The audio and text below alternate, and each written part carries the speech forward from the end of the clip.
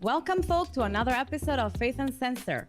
So we are here today with a very, very special guest. So we have Samuel Stone and Melody Stone, and we are very happy to have them. But before I hand it over to them, please don't forget to look for us. We are on Apple Podcasts, Spotify, Pandora. We are on Google Music.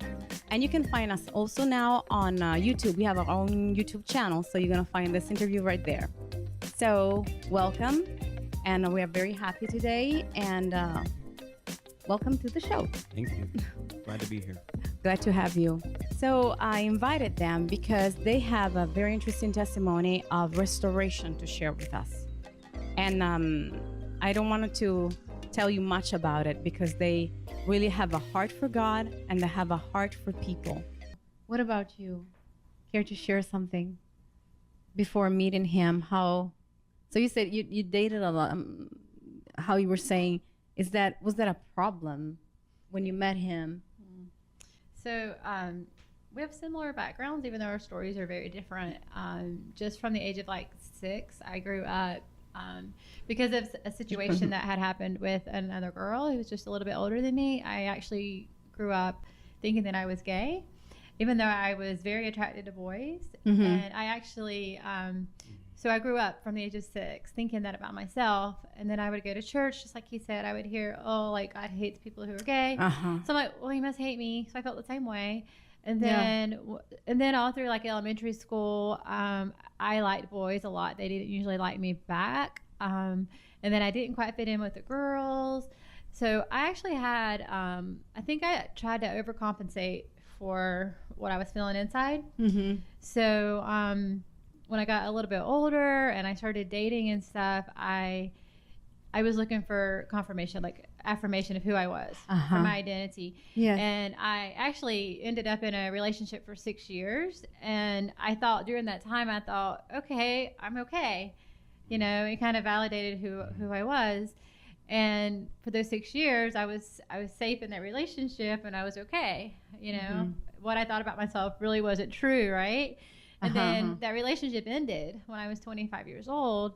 And it was totally the Lord, but man, it was scary because my first thoughts were, okay, well, what if what I really think about myself is true? You know? And so the Lord started a process. And for me, I remember one guy I dated, he broke down one night and he was telling me about how he was molested by his uncle. And that night, and I want to say I was probably like 27 at the time. And it was probably 1998, something like that. And he broke down that night and he told me his experience. And so for the very first time in my entire life, I told him what happened with me when I was 6 years old. Mm-hmm. And I remember leaving his house that night and I remembered wanting to just crash my car into like a truck, anything. Like I didn't want to live. And I remember going to my friend Wendy's house and I told her what happened. She was the second person I told. She was like my best friend, like from church. So she was amazing. And that was like the Lord cracking. I felt like he pried that door open with a crowbar, you know, it was hard to get it out. And then I remember I started sharing what happened. I shared it at a women's ministry and there was a family there at the women's ministry and the daughter had been being molested by her father. And her mom was there and she saw the look on her daughter's face. So it was kind of like even sharing my story then freed this girl from what was happening to her at the time in dark, like nobody knew. So just fast forward a lot, like I ended up moving to Florida and the Lord knew. I never told anybody, like I told them what happened to me, but I never told them what I thought about myself, like as far as actually being gay. I just told them what happened to me. Yeah. So when I moved to Florida, 2002, the Lord just set me up.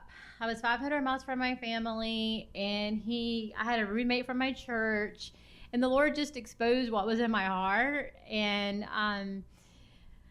it was just an incredible story. Without telling the whole story, the Lord allowed me to actually get those words out of my mouth about what I thought about myself. And he actually took me back into the memory of what had happened. And he opened a door that led to the outside of the room that I was in. And the door was really, truly there for all those years, over 20 years. But in my memory, the door had been blocked. But when the Holy Spirit came into that memory, he like opened the door, all the light came in, and the Lord just brought healing inside myself. And that was the beginning of me realizing what I thought wasn't true at all. And it was like the beginning of that lie breaking. So my story was different. He went to one end of the pendulum and I went to the other end. I was boy crazy. I was trying to prove to myself that I was okay. And then the Lord just let it all fall apart. And so when I met Samuel, I thought he was cute and I was interested in him. And then we had a little coffee. He calls it a date. We had coffee one day. Perspective, yeah. We had coffee one day, and he tells me his whole life story. And honestly, in that moment when he told me his story, like my life finally made sense. Like the fact that I had to struggle with all that internal stuff. And then when I met him, I'm like, okay, now it all makes sense. Not that God caused that. I knew he didn't. But all of a sudden, like I understood where he'd been, everything he'd been through. And there was no judgment, of course, because I had my own journey out of that lie. It was the same lie. It just manifested in a different way. Wow. Yeah. And so beautiful that you were able to share with this best friend of yours, and this opened up, you know, I'm not saying to share with everybody, but especially when you are in this delicate, fragile moment of your life, you know, but that God is going to put before you people that you can share. Yes. And so you can start, because I think, you know, if you have a wound and you just cover it because you don't want anybody to see it, but just you should actually uncover it so somebody can help you clean it up, you know. But it's not for everybody to see, you know. It's just for people that the Lord has chosen for you, you know, to share your life with. I love it. I feel like I love it so much, guys. I feel like there were a lot of like symptoms. Like people might judge you.